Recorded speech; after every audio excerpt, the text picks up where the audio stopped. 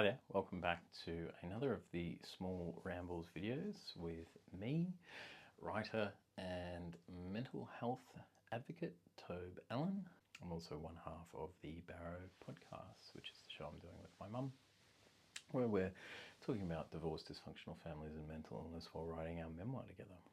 One thing that's been coming up repeatedly in the show is narratives. We keep talking about narratives.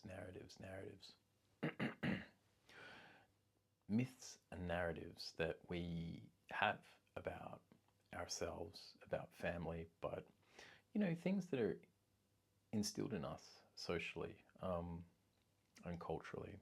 Culture has been described to me, and this has always stuck with me, as it's like the wallpaper. It's what you take in when you think you're not taking in anything at all. So what you absorb without meaning to. And there's certain myths, narratives, cultural, fundamental truths that we have in our minds, depending on where we grow up and how we grow up. Not just our families, but our countries and all sorts of things that, make us who we are. And, they become beliefs, right? One of the narratives that has come up working on the memoir and doing the show with Mum has been this idea that children are resilient. Now, I wouldn't say that children are not resilient. I think that they can be, in the same way that any person can be, resilient depending on the conditions and the personality. But this kind of out and out idea that we might have that children are spectacularly resilient and they'll just pull through things and get over it. I've been circling around that one a lot because that definitely affected me growing up. I know other people that it affected. And I also think about this notion in context with family law and the family court. Certainly perhaps for my generation, with parents that were getting divorced more frequently, it makes you wonder, and this is kind of where I'm going with this, is it makes me wonder where this idea of child resilience comes from and who does it serve. So the idea that children are resilient, they'll just get over it. This was something that was coming up a lot around, access arrangements being decided during divorce settlement and all that kind of thing. It's an idea, it's a narrative, it's a myth that I encountered born out of the family court. And again, I just sort of go back to it now and think, well, who was that really serving? And why was that being projected? Why was that being put out in the world? And ultimately, who does that serve? Well, it serves guilty parents. It certainly appeases their worries and doubts about the effect of their actions on their children.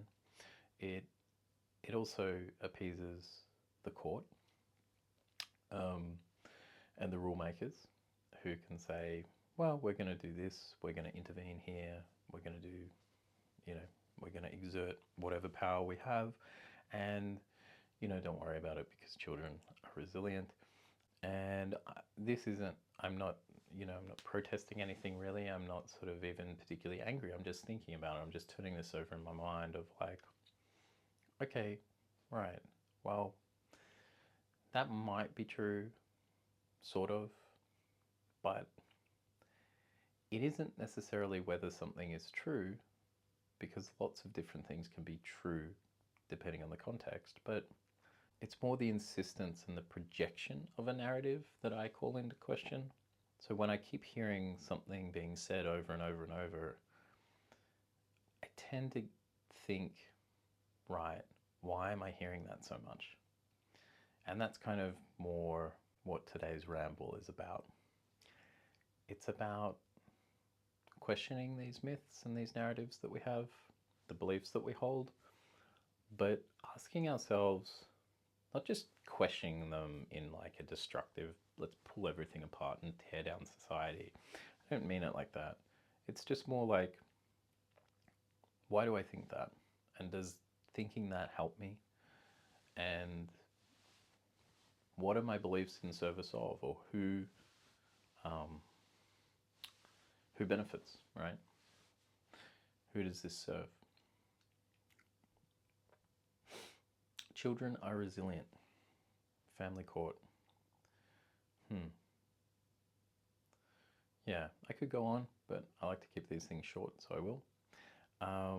Yeah, if you've got anything to add, or if that sort of brought something up for you, let me know in the comments below, or you want to, add to what I'm saying, feel free to do so.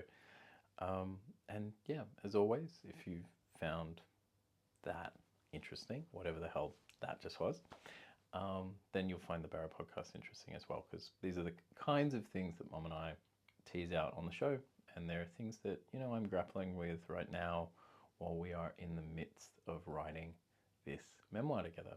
So links, further information can all be found in the description to today's video, as well as on the homepage to this website. Thanks for watching. Thanks for listening. See you next time. Bye.